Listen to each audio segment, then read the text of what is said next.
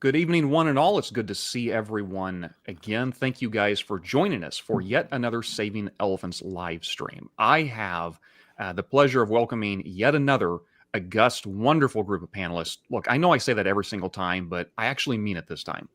A bunch of great guys and a gal that's going to join us in this conversation around the general topic of our political discourse in this particularly polarized age. Each of these individuals have had experiences themselves. I know we all have, but they've specialized in a sense in having to have discourse sometimes in areas where it's uncomfortable due to not just political, but we'll probably stick with mostly political conversations across the divide. Looks like we've got our last panelist here about to join us. I'm going to give that a moment to hop on. Calvin will be joining us shortly, but I'm going to go around the horn here before he gets on. Eric Cohn is no stranger to the show. He has taken a brief, I guess I had forgotten about this, Eric, but you said the last time you were on here was for that, the election night episode. It was on election night, yeah. And you've kind of taken a somewhat a backseat from, 24/7 political commentary since then, probably wisely so, but wanted to join us for this topic. So it's good to have you this evening. Appreciate the invitation, and yeah, just kind of decided after the election, like, you know what, I don't really want to talk about this stuff for a while, and I'm going to take a break and see if I want to come back to doing it. And I will give your topic credit for getting me back on. But as I told the guys in the green room before we started, if we were going to talk about like the week in Washington, I would not be here. I understand, and there's plenty of that going on. And I think Calvin Moore, my good friend Calvin, out there in Michigan, is in a similar boat, or at least you've tried, maybe unsuccessfully, I don't know, but you've tried to pare back a little bit of political chatter of late, and this subject seemed a little bit more, I think I could do that this evening. Yeah, absolutely. I think from November 6th, I went dark. It's like, nope. But yeah, I took some time off, quite a bit of time off, thinking, hey, I'll wait till after the inauguration because maybe things will calm down. And so, yeah, I'm glad that this is the topic because that's this. Eric, I feel you all the way. Yeah. I can do this. I hear you, man. I can do this, but not much else at this point. I'm sure Eric and Calvin are not the only ones out there, but my remaining three panelists here do not have that luxury because they operate in podcast organizations, which that is literally what they do. Elizabeth Dahl, of course, has been on a time or two. She's a representative from Braver Angels. I occasionally do a Freudian slip, say Blazing Angels, but I don't think that's the image you're trying to evoke. Have I got this right? It's the largest, what do you call it? Grassroots not-for-profit depolarizing organization. What is it you guys bill yourself as? Yeah, and the largest national grassroots depolarization organization in the country. I got all the right words, just put them in the wrong order. Okay. Yep. Right. It's always good to have you. You guys do. Nice. You're out there doing God's work, getting the reds and the blues together, as you call them, to have hopefully mostly fruitful and civil conversations. So you guys are actually doing this thing we'll be talking about tonight. So always good to have you, Elizabeth. And good to see you again. Yes, likewise. Let's see. Will Wright and Josh Bertram. I'm only introducing the two of you together because you are co-hosts on the Faithful Politics podcast. I had the great pleasure of being on your show. Gosh, what was that? It hadn't dropped yet, but a couple of weeks ago we recorded that. I had a good time talking to you guys. You represent, broadly speaking, a left of center, right of center viewpoint, and have on. I really do have to applaud you for the wide range of guests. You even have screwballs like me on to talk about their. You both are exercising an immense amount of patience, I think, sometimes with occasionally things people will say. But Will and Josh both, good to have both of you. Yeah. Hey, thanks for inviting us. Really looking forward to this conversation, and I'm glad I'm not the only black person. So awesome. Glad I could be here to represent you on a podcast. Yeah. No one can say. And shout out to Elizabeth because she's representing the Kitsap County, Bainbridge Island area. Just because I had to do all my research and all y'all, and that used to be my old stomping grounds. That's awesome. Yeah, wow. It's great to be here. Thanks so much for having us, Josh. And I just want you to know that I'm of the two of us on the podcast, I'm definitely the most woke, and I just wanted to make that just clear for everyone. That seems unlikely, but okay. Fair enough. Where in Kitsap are you from? Well, so Bremerton, I was stationed out in Washington. PSNS. No. branch of the I was military? infantry, so I was at Lewis for a number of years. And An Army infantry? Army infantry. And well, see, I may be black like you are, Will, but now we can't be friends. Well, I've got lots to say about weapons of mass big destruction. fans of the Marines, so we can't be friends. Yeah, it's all right.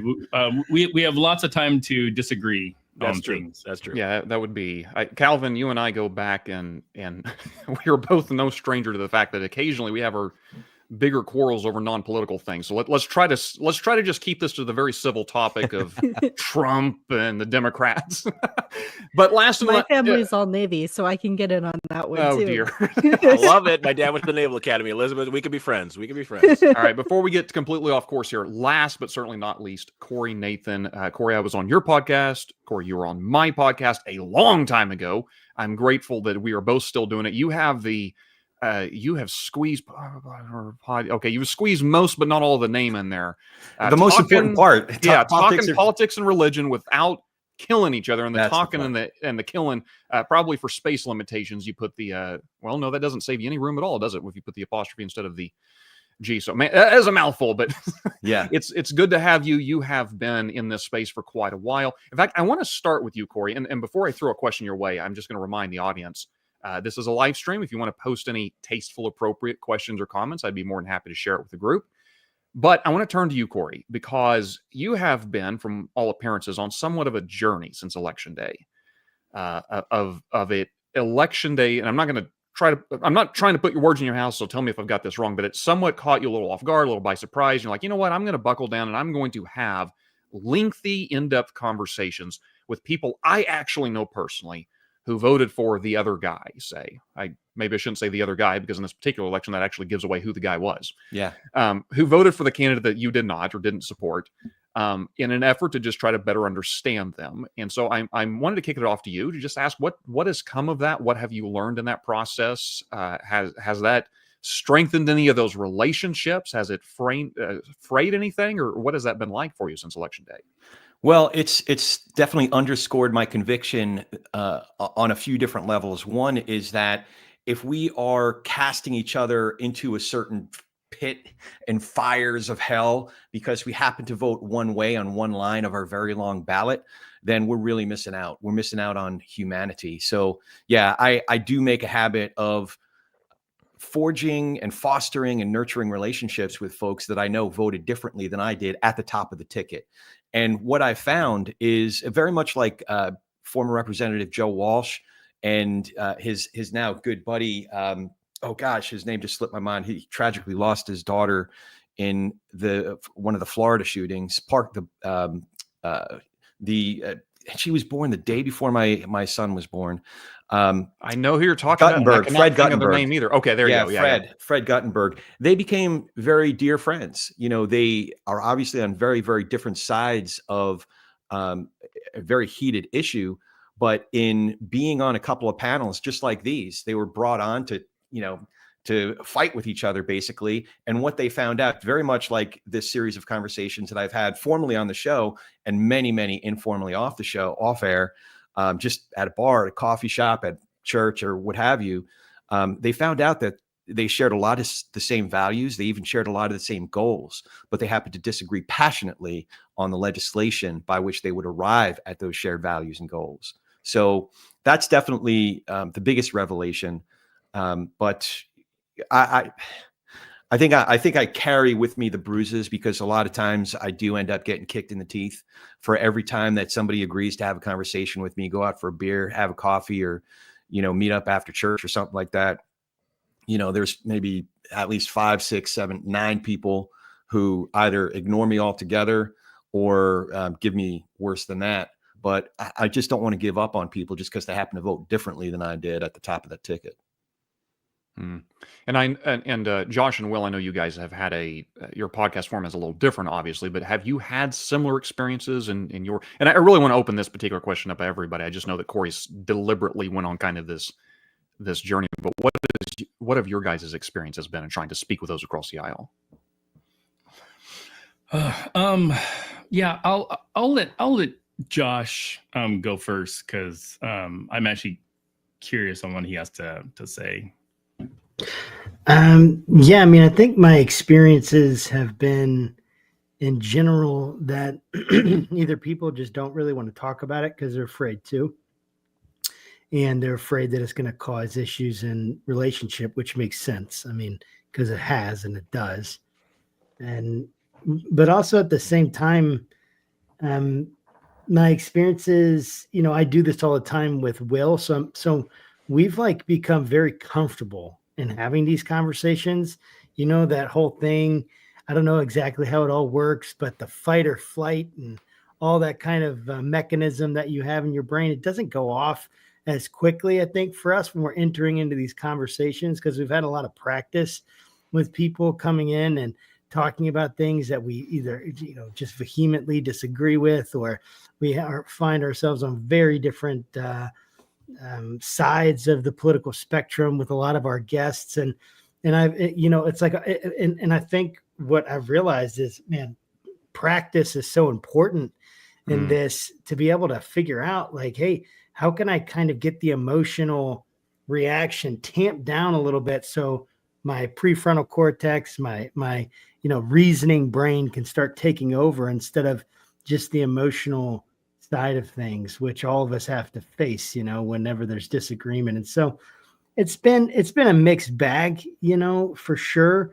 But I really, truly, I think that when I try to listen and get really curious, it seems like people respond well to that, but they're kind of like, they're a little bit suspicious at first, like, are you trying to bait me into something where then you're gonna like drop a bomb or something on me? And I don't know if that's been anyone else's experience, but I think that consistent just curiosity I've tried to have, and it works for the most part. People seem willing once they feel safe enough that you're not going to try to like, switch something up on them, or it's like some ploy or deception to try to get them to enter into something they don't want to talk about or feel dumb or any number of things. Once that trust is built, it seems to work out, but sometimes you just can't even get past, the first few ideas in the conversation. And so Josh, it's absolutely a mixed bag. Josh, Lewis, can I ask a question here? Sure. I'm super curious for Bertram and Will and everybody on the panel. If you all have read, I'm guessing that Elizabeth has read it. If you all have read Monty Guzman's book, I Never Thought of It That Way. And if so, if you're deploying, you mentioned the word practice, and I find myself going back to certain questions. And then David Brooks in his book that came out about a year and a half ago echoes a number of those same specific questions. And I'm wondering if you've tried to formulate your own version of those questions. Like, I'm curious how you arrived at those positions. Like, at what point in your life did you begin to develop those opinions? Or David, sometimes Brooks puts it sometimes, I'm curious who influenced you. Like, tell me about your mentor and what led you to some of these convictions that you have. So I'm curious if you've used some of those questions that we learned from Braver Angels, Monty Guzman, David Brooks, people like that, and how it's gone for you. I do want to hear their answer, but Corey, just to interject right quick, I really was trying to get Monty Guzman on the panel tonight, and she said, understandably, she reserved Sunday evenings for her family, so she wasn't able to make it. So Elizabeth, I was trying to get another Braver Angel cohort for you here, but I guess you're just going to have to hold down the fort yourself.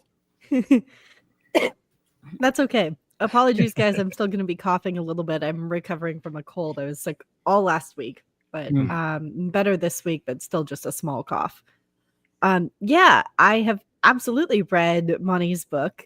It's excellent. David Brooks's book is wonderful as well. I believe that one's called How to Know a Person. I actually prefer something that I've picked up from Bill Doherty, who's one of the Braver Angels co-founders, just because it's really, really simple and I don't have to think about it at all, which is just when someone says something that I feel slightly reactive to, or I'm a little bit confused about, or I'm not sure how they got there. Sometimes something as simple as say more about that. or can you tell me a little bit more about your thinking on this? Will draw out more detail from them and give you an opportunity to better understand where they're coming from and their background on the issue. And it's completely open. It doesn't have any sort of insinuation attached to it. There's no betrayal of what you're thinking or how you're feeling about it. It's really just an invitation for them to keep talking, which opens up the conversation more, makes them feel like you're really listening to them. But it has the advantage of not feeling like a pre-rehearsed thing and not being something that I have to think a lot about.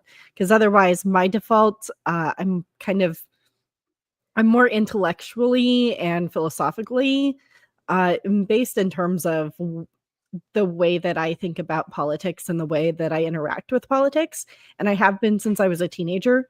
And so the questions that are more emotionally and experience based and that we sometimes use in Braver Angels workshops, or that Monty and David Brooks recommend, actually don't come as easily to me because that's not the way that I engage on a personal level with politics. And so I actually have to have a beat to stop and think about what I'm doing before I can respond. Whereas the tell me more about that, or can you help me better tell me more about your thinking on this, can just be a very spur of the moment reaction based thing that I don't have to think through first. I just want to interject. I'm sorry. I got a question on this. It sounds like everything that everybody's saying is well and good, but it sounds like something I read in the early 90s by Dale Carnegie, how to win friends and influence people. It's the same stuff. Emotional Intelligence for Sales Success by Colleen Stanley. It's all sales. So my question that comes out of this, because we're all in a conversation that's ostensibly about how do you talk with people who disagree with you, right? But you're not going into it hoping to have your mind change. You're hoping to hopefully convince them, or maybe grow your own view, or learn how to better defend your own view. If you come from a Christian point of view, you got a whole cottage industry of that with apologetics for proving Christian faith right. My question on this is, are you going into this kind of thing, these kind of conversations, hoping to change minds and better understand people? Or are you going into these situations trying to sell them on your point of view? Because everything that's been said so far are all sales tactics. I've worked in sales for 20 years. These are all basic rudimentary sales tactics. So I'm just wondering, is it sales, or is it like I really care about this person and what their real views on abortion are? I'd love to jump in on this just because this was like maybe the first thing that ever occurred to me about politics and knocking on doors back when I was still a teenager. I had always hated sales, which I'd done even as like a preteen because I competed in dance. And so I had to sell stuff for fundraising. And I thought that I hated sales. And then I got into politics and I learned that actually I just hate selling products, but I really love selling ideas that I believe in. And I really love selling relationships and the ideas. And so for me, it's not that I'm trying to change someone's mind about politics, but what I am trying to do is sell them on the idea that I am a trustworthy person and I am a reasonable person. What we say in Braver Angels is, hopefully they think that you are a reasonable person in the room that they can talk to, even as they disagree with you. And so that's sort of the idea that I'm selling, is this idea that we can have a higher trust society than we do right now. And it starts with me trusting you and you trusting me. And yeah, absolutely it is sales tactics. But what you're selling isn't the political ideology anymore. It is your trust, and that it is you, really, yourself, your personality, and your ability to interact with people in a trusting way, and their ability to interact with you. Yeah, I mean, I think I would just piggyback on that. And I totally hear what you're saying, Calvin. Like it can feel a little bit manipulative, like, hey, let me feel you, like let me make you feel good, so then I can have you in a certain kind of mental mindset, and then almost like a bait and switch, and there's like some manipulation behind it, or even it doesn't necessarily have to be like nefarious and manipulative, but that kind of selling. And I do think, like, yeah, we want people to think how we think, at least I do, or I would want to then re-examine what I'm actually thinking, because why would I believe something and then not want someone else to believe it if I really thought it was true?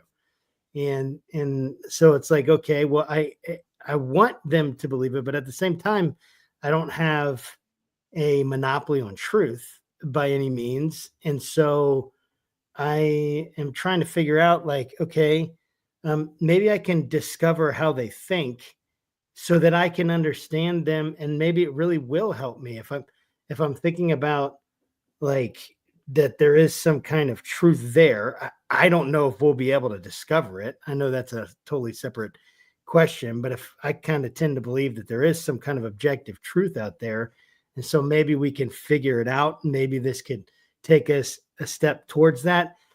There's a lot of times I don't think people really want to do that in a conversation. That's a pretty heavy ask. Or a big ask. That's a lot to do. And maybe they just want to talk about, how much they hate the Commanders because they just disappoint them all the time. Like me, I'm a huge Commanders fan, and they just always disappoint me. And maybe they just want to talk about that, or they don't want to get into these heavier conversations. And so, but if I can try in my own mindset to try to get it to a place where it's like, hey, I really do think there's a truth out there, and maybe they could help me. So it's almost as much of like an exercise in my own, like, patience, my own willingness to listen, my own, like, ability to discover truth, and as much as it is like trying to convince them one way or the other. But if I believe something, I do want someone else to believe it, or I should probably re-examine why I even believe that in the first place. I don't know if that makes sense. I'll throw this out for someone else to speak.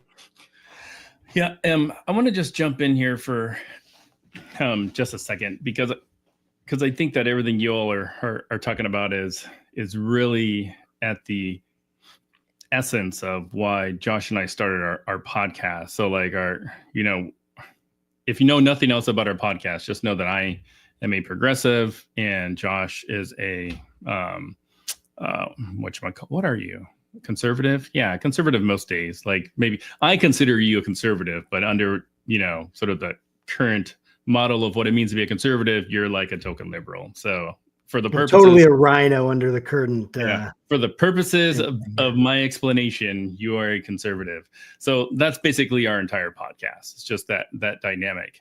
And back in 2014, there was a study done by Northwestern in Boston, where they surveyed a bunch of, like, Democrats and Republicans and the Palestinians and people in Israel, and what they determined, like, don't ask me sort of the science behind it, but what they determined was that the conflict between these two groups were almost identical, meaning that, like, when you think about, the conflict between Palestinians and, the current regime in Israel, like, yeah, that's pretty intense, right? And it's been going on for a long, long time.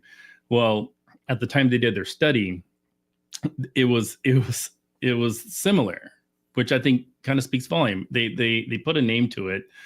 It was called motive attribution asymmetry is the name. And like in the study is where they kind of determine you've got these, like, in groups and out groups. So the idea is that, people in the in groups, like, all of our stuff is altruistic and we can do no wrong, but those out group folks are basically the devil. And they think the exact opposite, So when you have, like, these disagreements with people, if you go into that disagreement thinking of it like in the same terms of like the Israeli like Palestinian conflict, like you'll slow walk into the disagreement versus taking it head on. So like to Elizabeth's point, hey, yeah, asking clarifying questions is great. You know, like when Josh mentioned, you know, we talk to a lot of people on our podcast that span the spectrum of beliefs. I mean, like sometimes our guests will say, hey, you know, they want to know kind of who our audience is because they want to tailor their message to the audience. And I said, I was like, I'll just give you kind of the bookmark ends, you know, if it's useful. Like we've had Kevin Roberts on our show, you know, he's the president of Heritage Foundation. And then we have the co-founder of the Satanic Temple, Lucian Greaves. I was like, that's your audience. I was like, if you need the theological bandwidth, like I can give you that too, you know, but like it's wide.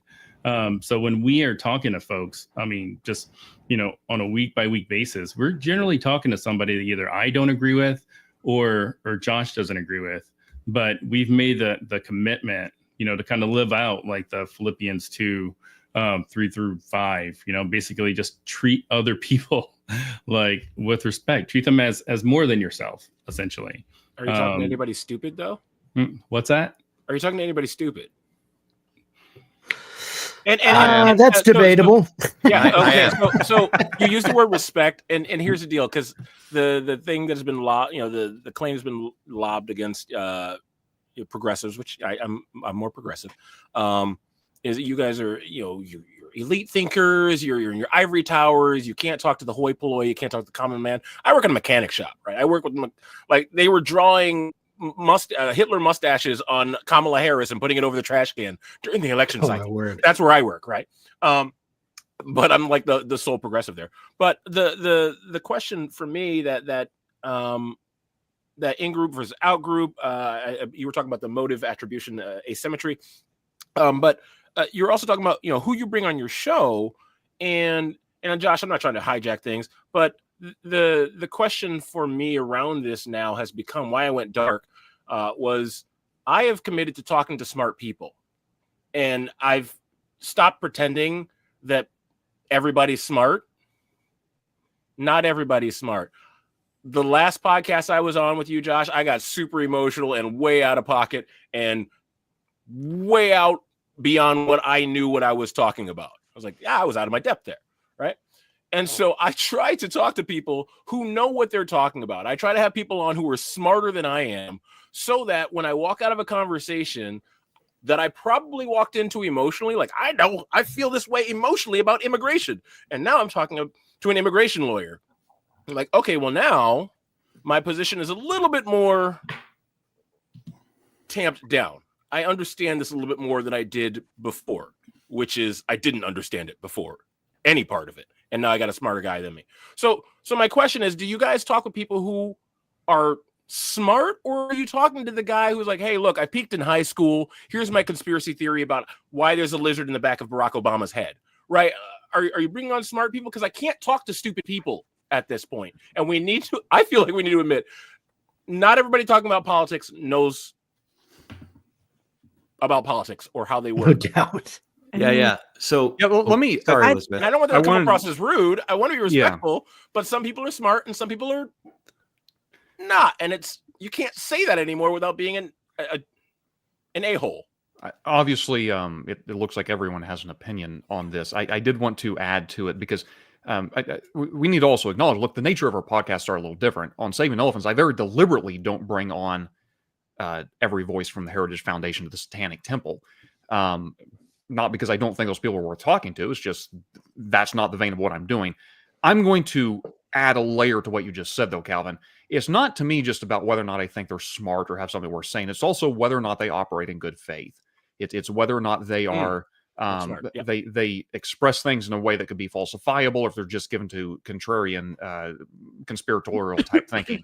Now, let me be clear. I don't mean that those people don't have value or that it's not worth my time engaging with them.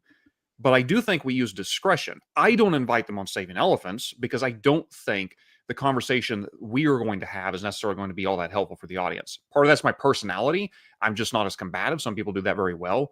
And some of you here on this panel do that very well.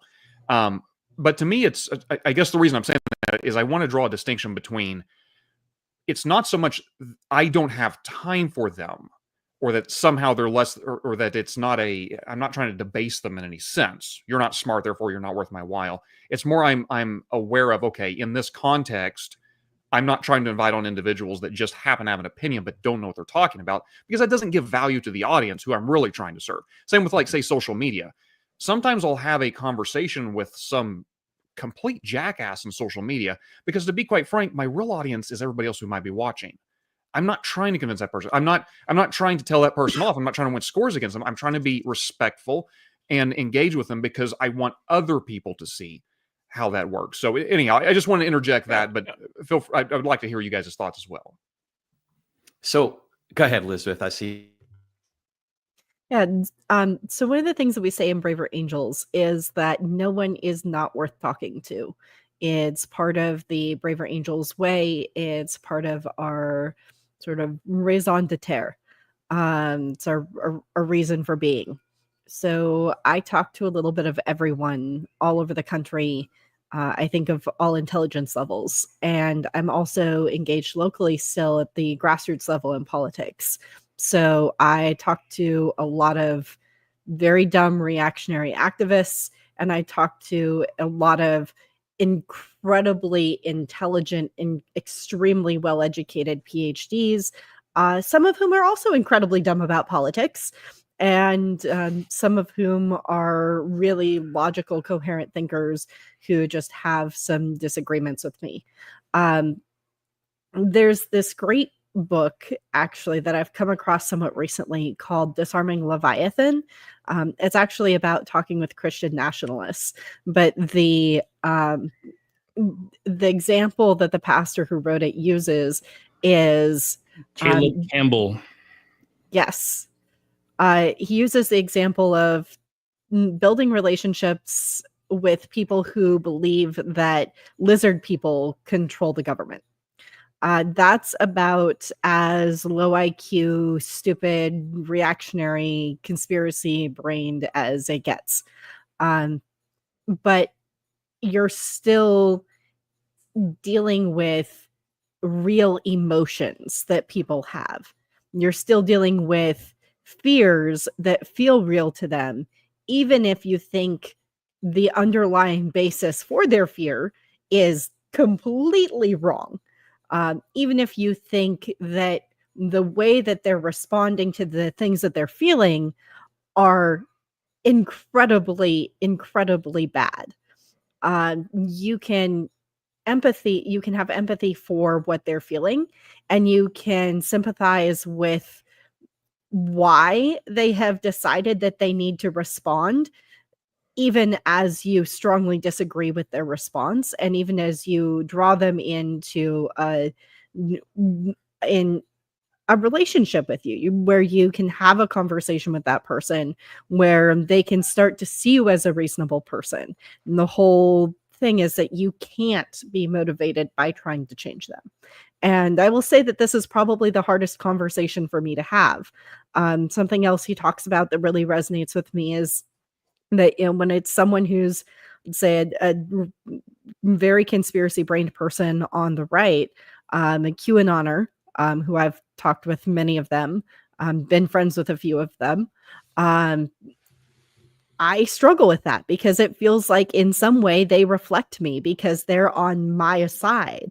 And so there's this huge temptation to not welcome them into conversation with me, because what if someone thinks that I'm associating with them? What if someone thinks that I agree with them in a way that I don't feel about what I would call blue anon conspiracy theories, sort of the left-wing equivalent. Trump is intentionally slowing down the post office.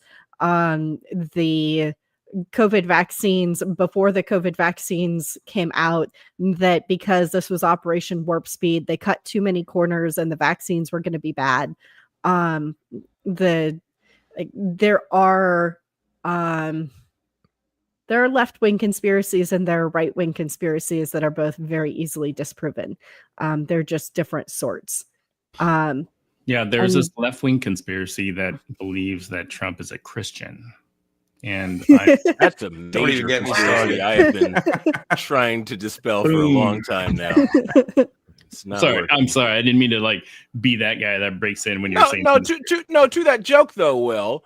Elizabeth, you and I were on the last podcast together, and you and I disagree on the trans issue, and that's fine. We don't need to go into that. To the point you're making, though, going into a conversation with you would think that you were an unreasonable person, right? And so that's not to be an insult, but the starting point politically, like here's what I think on this, and so my position is this, and her position is that. So I already start off thinking that's unreasonable. I already think that. So for you, you're looking at QAnon and going, they're unreasonable, but they're on my side. And I'm going, all of you are unreasonable. You're maybe just a little bit more reasonable than they are, but you're still unreasonable. You're looking at my side going, you guys are unreasonable because you think that men can be women, right? So how do you have the conversation at all when you're coming in and going, yeah, not only do I think you're unreasonable, I think you're a terrible human being, right? Because that's how we think of it, like over on this side of the aisle, right? But that's the core contention that I oppose, is that I think everyone is not a terrible human being. Other than, in like the theological sense of like, we all have hearts that are, if you're Christian, you think of this as we are sinful. If you are not Christian, but you're like a classical liberal, you might think of this as being self-interested in that sense, but in no further sense. I don't think of people as horrible. I think of people or as unreasonable, even if they disagree with me. I think it is a generally normal thing that more people should be conscious of, that almost everyone, short of serious mental illness, is behaving in what seems to them to be a rational way, that they have a reason for the thing that they are saying or for the thing that they believe. And in that respect, every person that you engage with should be treated as a reasonable person. And it is ridiculous that we stereotype each other as being unreasonable because they have a view that we think is wrong. Like, yeah, no. My old podcast, my co-host wanted to have on flat earthers. I was like, no, they're not reasonable people. I'm not having on flat earthers and wasting people's time. I'm not going to sit and waste my time debating with Nazis. I'm not going to do that. And that's not me calling Republicans Nazis, okay? But if someone comes out and says, hey, I'm a Nazi, and they're just out there giving the Nazi salute, I'm not going to give time to sit and talk with someone who's like, hey, I think that Jews are vermin of the world and that we should put them in gas chambers. That's not reasonable. I'm not going to sit and give that person any airtime or consider them reasonable at all. All right. So now that's a far cry from our disagreement, Liz. Right. But for some people on my side of the aisle, it's not that far apart. To your point, Calvin, if I may, as probably the only Jew on this panel. I grew up very observantly Jewish before becoming a Christian. We went to an Orthodox synagogue. So we need to have a conversation, Corey. I'd love to. Absolutely. So a lot of this stuff, Will and Josh Bertram, I know you guys just had Catherine Stewart on, as did I. And Catherine recalls a very influential political philosopher named Carl Schmitt. And I see echoes, if not concrete examples, of Schmitt's philosophy in our politics today. So to your point, Calvin, distinction, yeah. The friend-enemy distinction. Thank you, Eric. And Eric, I'm dying to hear from you. We're like 39 minutes into this thing. I'm dying to hear from you. Eric, just because your moniker says there you don't have a relevant podcast doesn't mean you can't chime in occasionally. And I promise I'll shut up. I'm done for a while. Yeah. But just to complete that thought, if there is, listen, there's not any particular issue that I want to get all contentious about. But the one issue that I will throw down about is this thing that we do, this us versus them, this friend versus enemy. And the way that we get into that mindset is by identifying one data point about somebody, whether it's the shade of your skin or who you voted for at the top of the ticket or where you come. Like my family's all from Brooklyn. So, then you know everything you need to know about me. You all probably don't root for the Mets. So I know you're not as good of people as I am. But we do this thing. Monty refers to it as chaining. I think of it as the domino effect. I know one thing about you. Now I know, that you're X, Y, and Z, all these other things. What I'm trying to do is there's a philosopher who teaches at Duke, Dr. Roberto Che Espinosa. She thinks of it as remembering. By doing this friend-enemy thing, we're dismembering people. We're dismembering our neighbors from our community. And it's people that I might have, just like I was talking about before, like Fred and Fred Guttenberg and Joe Walsh. They have a lot of values in common. And maybe here, or my cousins. I'll give you a concrete example. I have cousins who live in Israel. One of my cousins is a civil engineer. There was a project that had to do with sewage. She ended up having to collaborate with a Palestinian. They had to figure out their crap, literally figure out their crap. So all of this thousands of years of war had to go to the wayside if they wanted to figure out their crap. So what I'm going to throw down on the one issue, it's not about abortion, even though that's important. It's not about tax policy, foreign policy. That is all very, very important. But if we can't figure out this friend versus enemy thing, we got nothing. So instead of me approaching all these conversations in a transactional, contentious way, I'm approaching it in a relational way.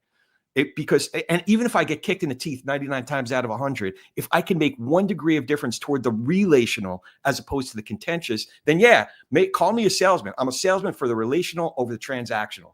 But the irony there, though, and Monty Guzman talks about this too, is that in order for me to persuade somebody toward that relational disposition, I have to be persuadable. I have to have the disposition of being persuaded that, that maybe they're not in the what did the way George Carlin put it was, if you think the average person is pretty stupid, and then what's even worse than that is that means half the people are even dumber than that. So I'm trying not to put half the people in that bucket that George Carlin was talking about. That was a great impression, by the way.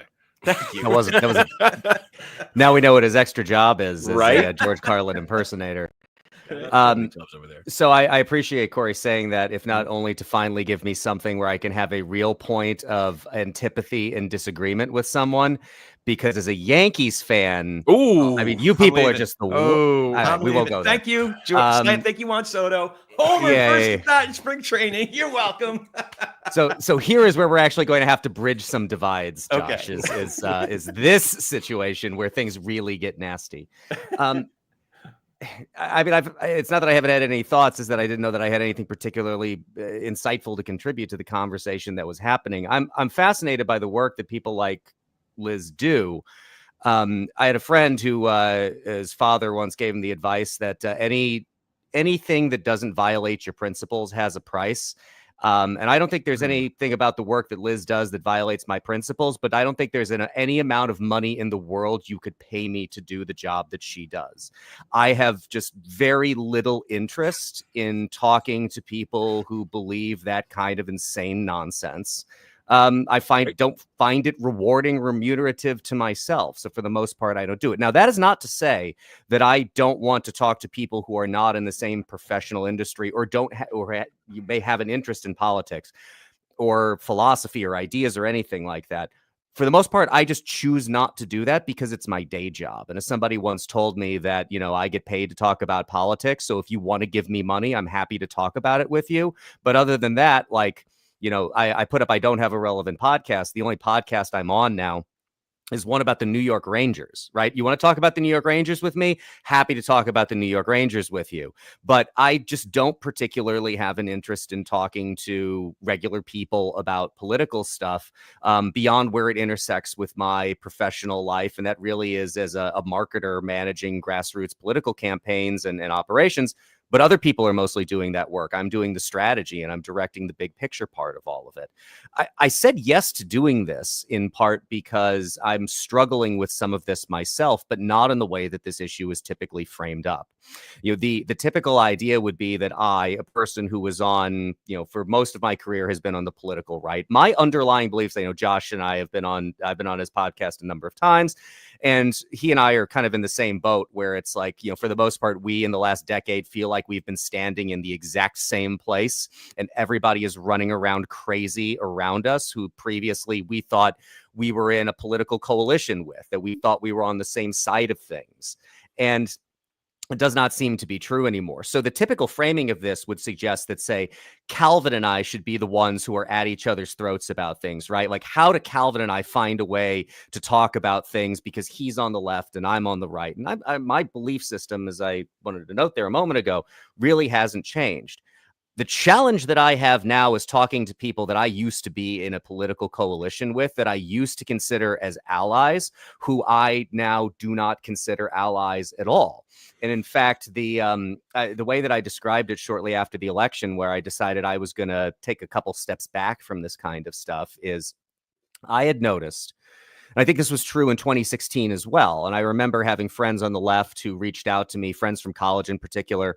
Again, I was a conservative on a very small liberal arts college campus in the early 2000s, where I thought things were at a fever pitch. And boy, was I foolish and wrong. But I had a lot of those people reach out to me to be like, I want to understand the average Trump voter. And I had to tell them, look, I didn't vote for the guy, so I can't particularly help you there, other than I think maybe I can explain where those people are coming from because I've known a lot of them. But there seemed to be this generalized contempt that people on the left had for the average rank and file Trump voter. And I do not have that. I understand entirely why the election came out the way that it did. I have a very specific contempt for people whose names I could give you, who I think have made a career, or at least I intersected with them in a professional life, claiming to believe certain things, and who have proven themselves more than willing to sacrifice their dignity, their honor, their integrity in service of somebody that they just think is really super cool for some reason that I can't figure out. So I'm here, I guess, more as a test subject for you all, rather than somebody who has any real good advice about this, because I've more or less just decided that I'm just not going to engage with those people to the best extent that I can, because I tried it for 10 years and I found it worthless. And I'm sitting here going, Eric, you're almost there. No, you're almost Calvin, there. I love you, man, but like, your politics are completely wrong. It's just that the other side also, my side also went insane. And this is not a political, conversation about the typical way we talk about these things. I think the biggest problem I have had with my side, the right, is that it has been moving to the left. Yeah, it's unfortunate. I still feel you're Politics almost there. You and I should talk squeezed privately. Yeah, Sure. When you squeeze all of our politics into a right-left continuum, you get all sorts of goofy results sometimes. But Eric, I appreciate what you said, and there's 1,000 different directions we could go here. But something you said that I wanted to kind of broaden out to everyone else, and this is how I feel and how I believe. You guys are welcome to interject or disagree or add to it. I think each of us individually have to know ourselves when it comes to difficult across the divide conversations, and that you have to know, what are my limits, what boundaries do I need to have here. Eric and Calvin may have set up boundaries that obviously Elizabeth, Josh, Will, and Corey have not. While those guys have been engaging with people, some others have stepped back from it. I honestly think all of you may have had the right response because it was the right one for you. You know yourself. You understand because if we don't lose sight of the goal, look, I'm not trying to dehumanize people. I'm not trying. What did you say, Corey? To remember them? In other words, not to dismember people, but to remember people.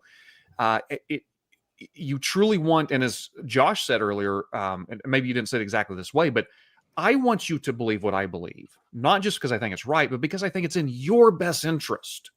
I really think the way I believe is in your best. I could be wrong. I'm open to being wrong. Maybe the way I believe isn't in your or my best interest. But I want to engage people who disagree with me for that reason. But sometimes I don't. Sometimes I easily lose sight of that. Sometimes the worst thing I could do is get on social media and start arguing with complete strangers across the globe. And I think that is a challenge for us, particularly in a very partisan, divided time, as the fever pitch increases, that we both simultaneously need to know it is good and important to press in. It's also good and important to know when to apply the brake and say, I need to step away because I don't want to be part of this problem. What I'm concerned about, one of my main concerns, and this is a follow-up question for you, Eric, is I guess, where is that line? So take January 6, 2021, for example. There was the Stop the Steal rally. and then a bunch of people broke off and violently stormed the Capitol in order to disrupt the peaceful transfer of power. Now, I like what you said, Calvin. I think a lot of people were there for the equivalent of Flat Earth Society. I don't agree with the premise of why a lot of those folks were there, but because I firmly believe that the First Amendment is arguably one of the greatest sentences ever written in the English language, I believe in their right to peaceably assemble. I believe in their right to free speech, even if I don't agree with the premise for why they were there. Now, once folks took fire extinguishers and started beating cops over the head with it, started spraying them with bear spray and all that, and disrupting the piece of, our democratic process. Rioting is what they call it. Yeah. That's where there's a clear distinction there for me. So I'm curious if there are assemblies, if there's certain speech that either you don't agree with should not be protected, or is there do you feel that there are real threats to those First Amendment freedoms, those 5 freedoms that are articulated in the First Amendment in particular? No, I'm still at my core a pretty radical libertarian. So, I'm one of the free speech absolutists who is going to also agree with the idea that those people had a right to peaceably assemble, and when it stopped being peaceable assembly is when it all started to be a problem. I don't have a particular problem with the voicing of ideas that I think are bad or noxious or awful, and I think mostly bad things come from the attempts to suppress ideas that are bad, noxious, or awful. I mean, for all of the claptrap that I have had to hear over the last decade or so about how deplatforming works, I think it very clearly does not. I think the last year or so is a pretty good indication that it does not. So I think it's good for people to be able to engage like that, but it's like, to me, it's more of a desire and association question. As I was saying, like, there's just a lot of people that something Josh said that when he was talking that really stuck out to me, which is that the problem for me has more been, not this, knowing we disagree or something. It's been a whole cadre of people where my reaction has had to be over the last several years. I thought we agreed. I thought we believed the same things. I thought we may have come sometimes to different political decisions, having different prudential decisions about which candidate to support or what legislation was good or not, but that we were operating largely from the same basic principles. And I think, to me, again, I want to be clear that I'm talking about like a professional level of this kind of stuff. I'm not talking about the average rank and file voter, but for those the professional style people, I was just wrong. It's the only conclusion I can come to is that we did not actually believe the same things, or we once believed the same things and they have completely changed their minds about some of those underlying things that they used to tell me that they believed in so deeply and so sincerely, and then have spent the last decade showing me in almost every word and deed that they don't. Eric. Okay. All right. Josh, Sorry, give me 2 minutes. I literally have a timer going to time myself to shut myself up. Eric, here is why I feel like you're almost there. And this is why I shut myself up from November 6th until now. Here's the deal. You and I are very, very similar. I was raised evangelical Christian. There was no difference between religion and politics, right? I grew up with Focus on the Family, all those guys saying, hey, President Clinton's getting ahead in the Oval Office and he's disqualified for moral reasons. And then that's who's the founder of that? That was Dobson, James Dobson. And then fast forward to 2016, and to be clear, James Dobson never said getting ahead. You know what? I'm messing it up for him. Okay, you just got your explicit rating, Josh. Right, so yeah, sorry. So I apologize for that, Josh. You'll just have to mute that. But then you fast forward 2016, and Josh, you and I have had this conversation. Hey, we're not voting for a pastor in chief, is what he says about Donald Trump, right? And so I grew up in this space that gave me my morals, that told me what is right, what is wrong, and my politics were very connected to that. And so then I had all these people who ostensibly, Eric, believed the same things. and then I just watched them sell the farm. You're more politically minded, so you actually probably saw people give up political principles. I saw people give up moral principles over on this side. There's probably overlap for you as well, but I think that we're similar in that we were with a cadre of people who we thought shared the same values and beliefs as us. And then at the 11th hour, at the time where it mattered most, they ripped your heart out. Like, I truly believed this, and now I'm finding out that you didn't. What do I do with that? That's where I think a lot of people are, and you and I are similar in that sense. I got 5 seconds left, and I'm done. Yeah, I know. Yeah, I know Liz wants to jump in, but the thing that I would say, not really in response to that, but I think in parallel to that, is there were a lot of people over the last 10 years or so that this political epoch required them to answer one question at the end of the day, which is, what is the one thing that you care about more than anything else, sacrificing everything else? And for a lot of people, the answer was power. Yeah. We have a lot of incredible people in this panel. We're coming up to the end of the hour. I want to give everyone an opportunity for some kind of closing thoughts. If any of you have to hop off, because I said we go about an hour, that's totally cool. But I didn't want to leave today without anybody just having, man, there's this thing I really got.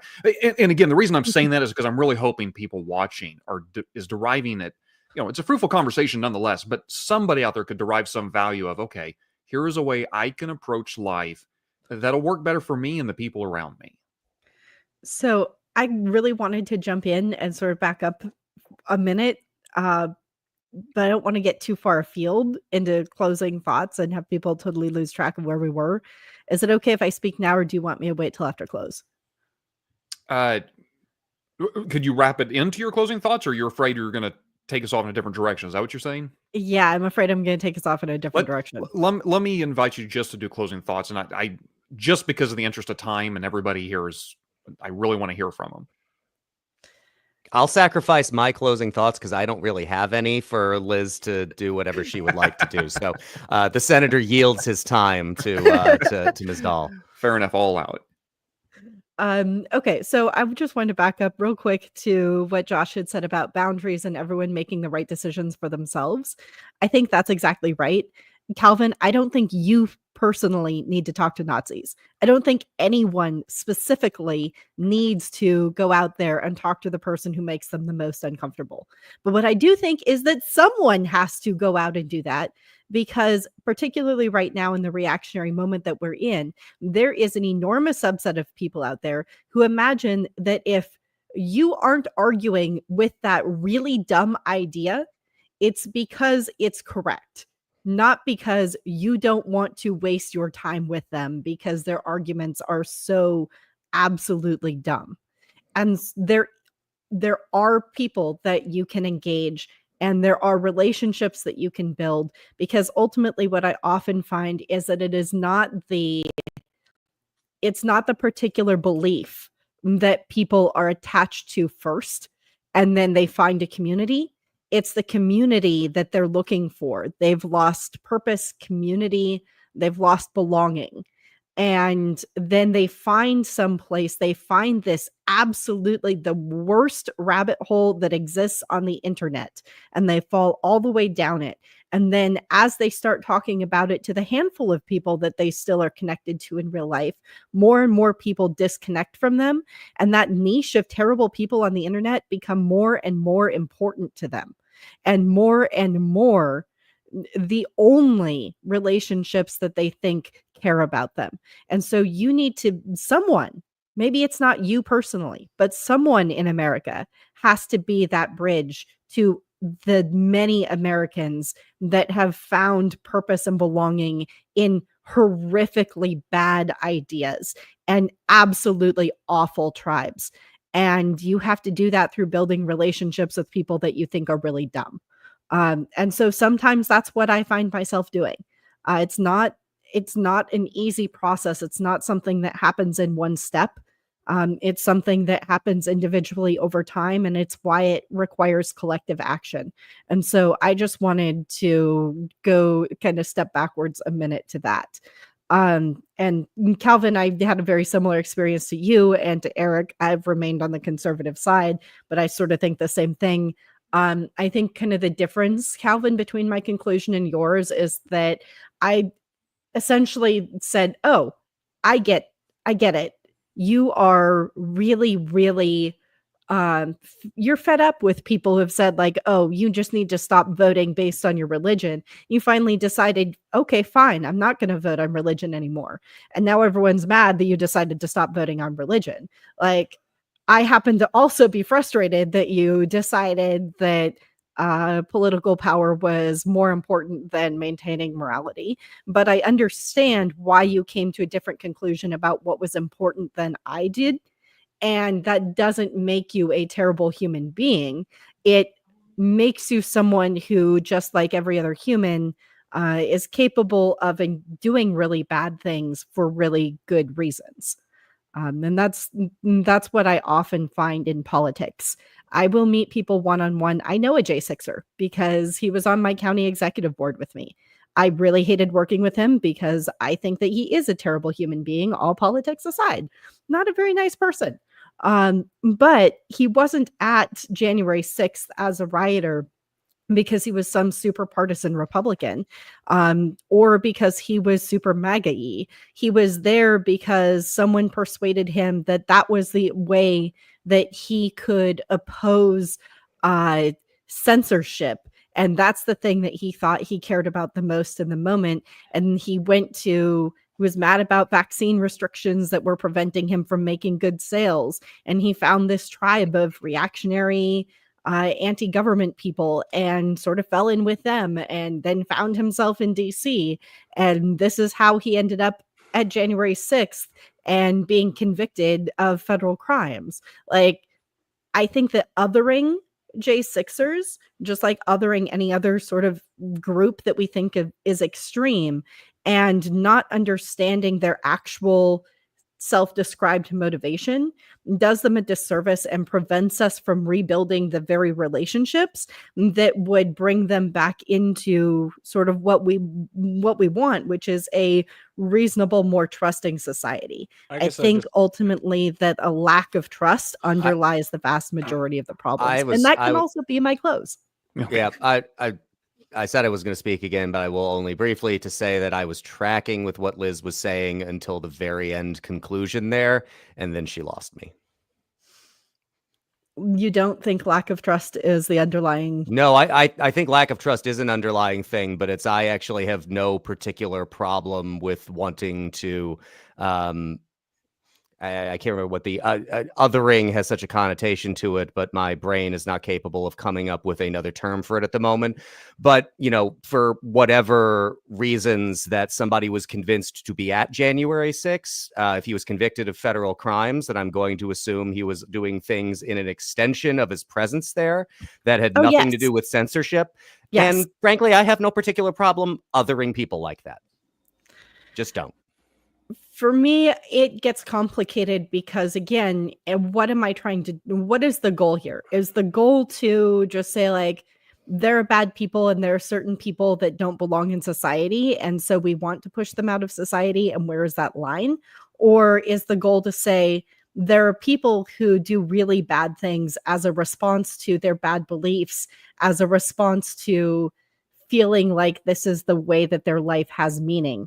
And if I can be that bridge to build a relationship that helps them find a healthier place to find meaning, so they won't escalate their bad behavior, they won't fall in with a worse crowd, then that's what I am trying to do. There's a point where beaches, bombs, and bullets become part of the equation on solving the problem, which is a sad reality that we live in. But what we're talking about now, last time we were dealing with it, took beaches, bombs, and a lot of bullets and a lot of lives.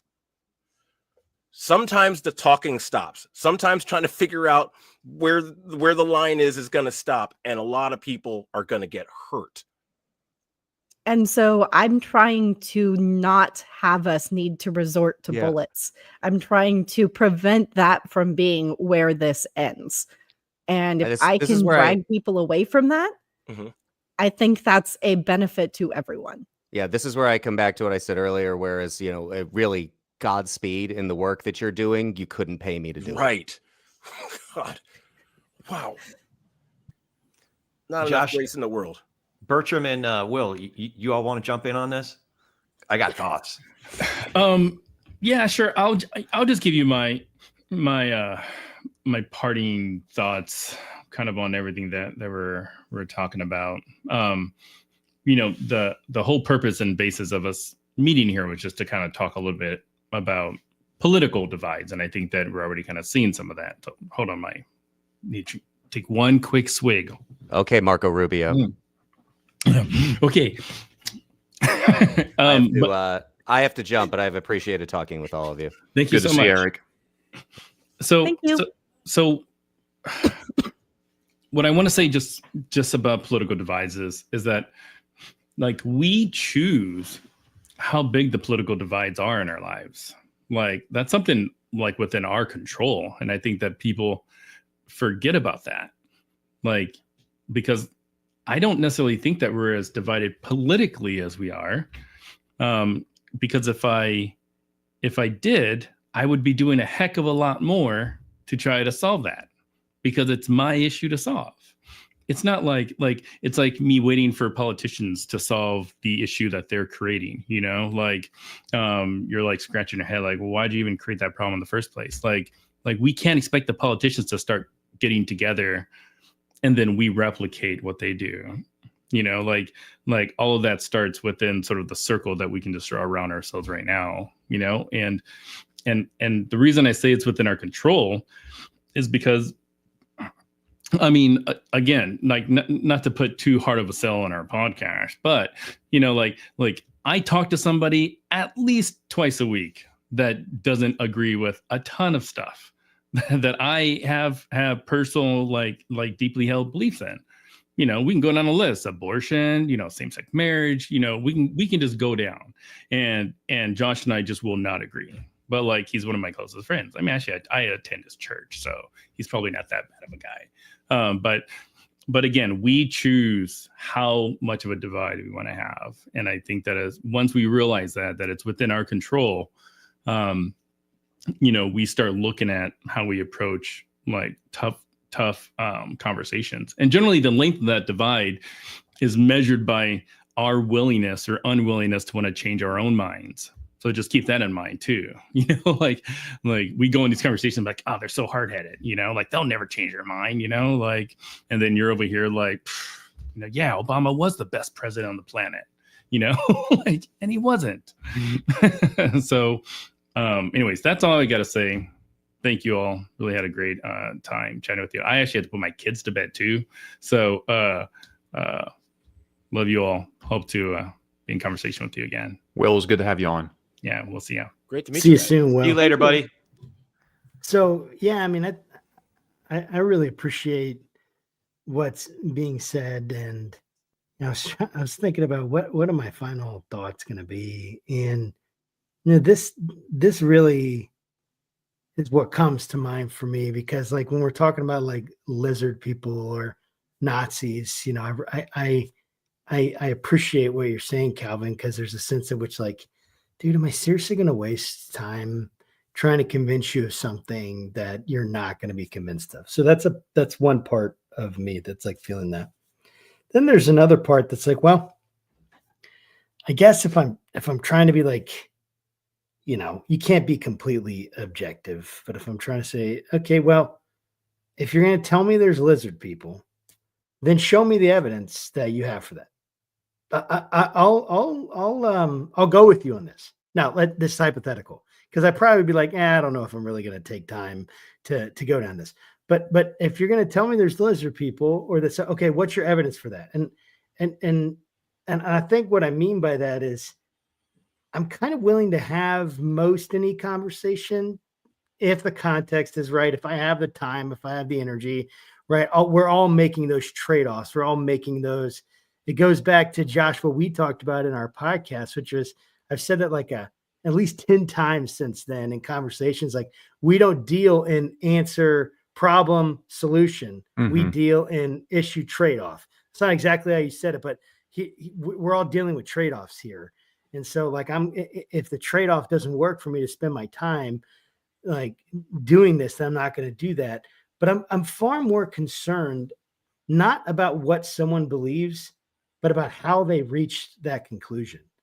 And I think focusing on the process of how we have and others have reached that conclusion is really, really important. Like just to give this is the top of my head idea. If someone said, I believe in the resurrection of Jesus Christ, I'm a pastor, so I'll say that. I believe in the resurrection of Jesus Christ. And here are my 5 historical reasons, that there is an empty tomb, that it grew the way that it grew in the early church. And they just kind of go and they line them up. I'm not trying to make that argument right now. I'm just saying for the sake of an example.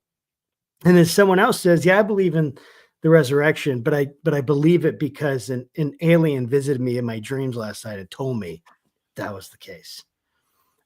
I'd be like, wow, you guys believe the same thing, but you've come to that conclusion by radically different routes. And one route I can accept and I can follow and I can understand. The other route, it's going to require more. It's going to require more understanding, right? And that's like a silly example, right? But my point is like, hey, people believe what they believe for a reason. That doesn't mean they have good reasons.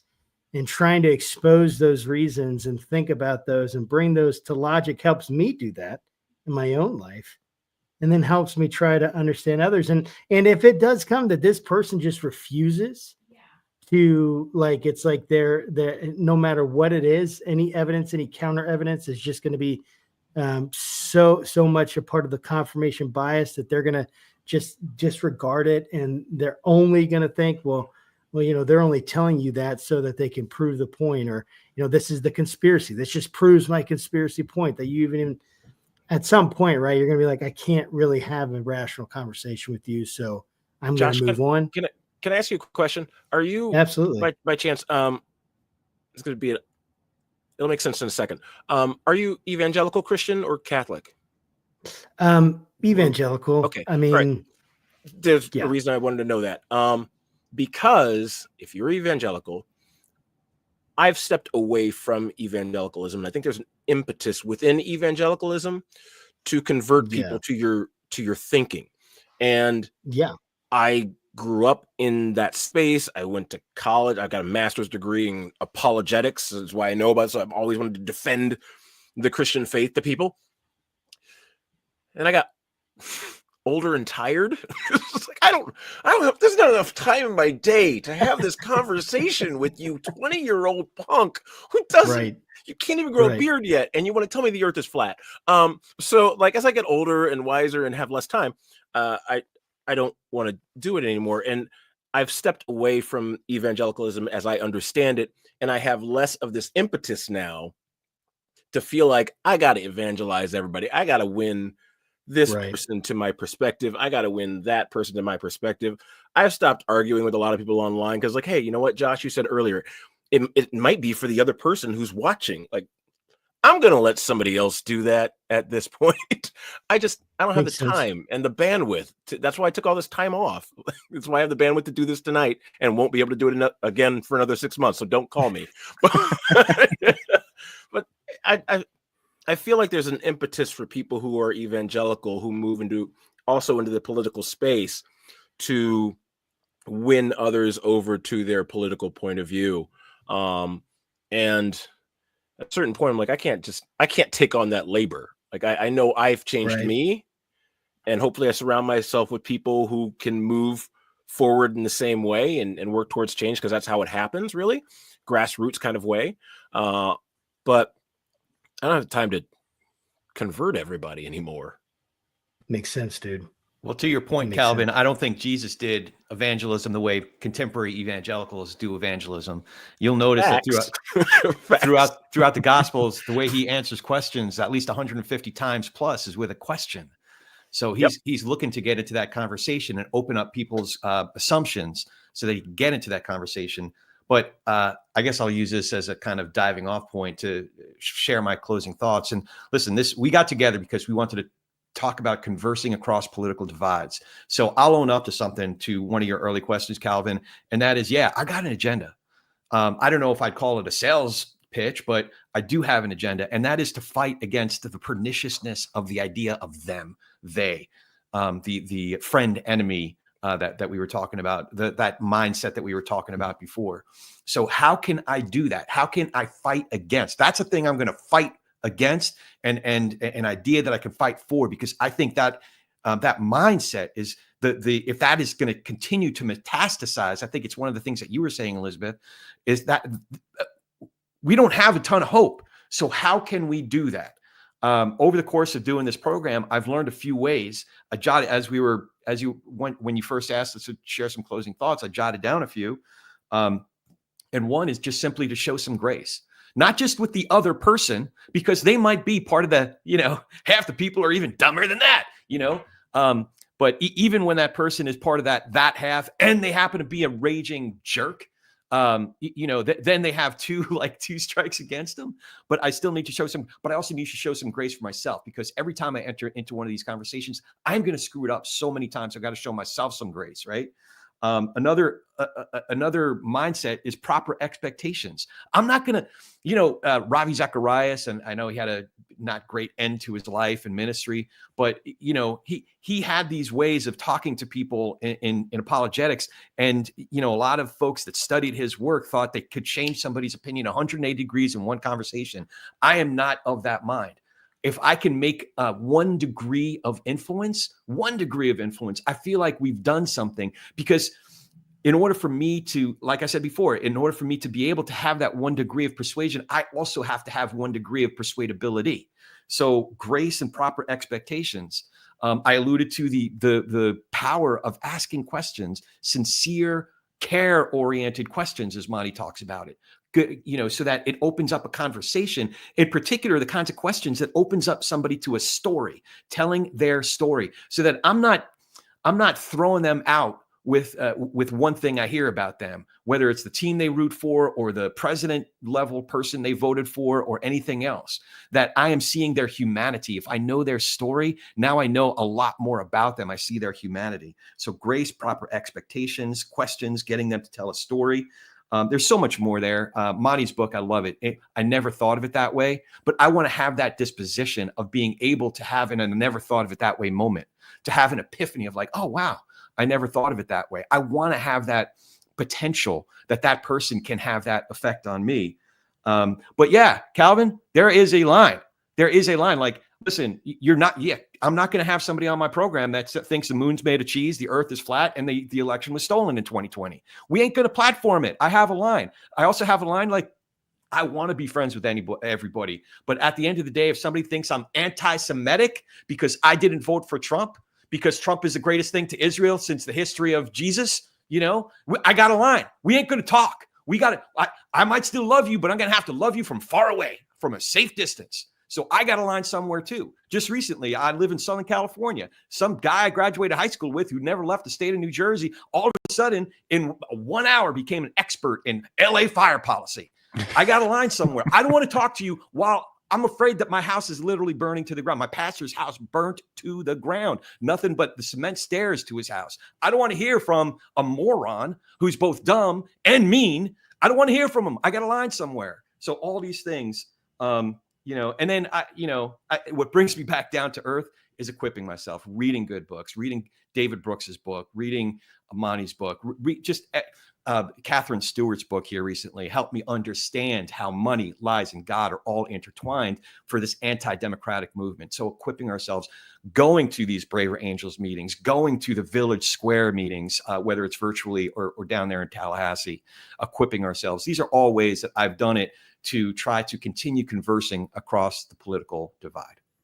I appreciate each and every one of you, those who've had to drop the call and those of you who have hung with us and the viewers who have hung with us. This has been a fruitful, good conversation. I regret that it doesn't go on for another hour or so because I'm sure there's a lot of more there. I do want to offer just as a very brief closing thought myself, because I think sometimes it's so easy to get caught up in the negative partisanship and how hard this is.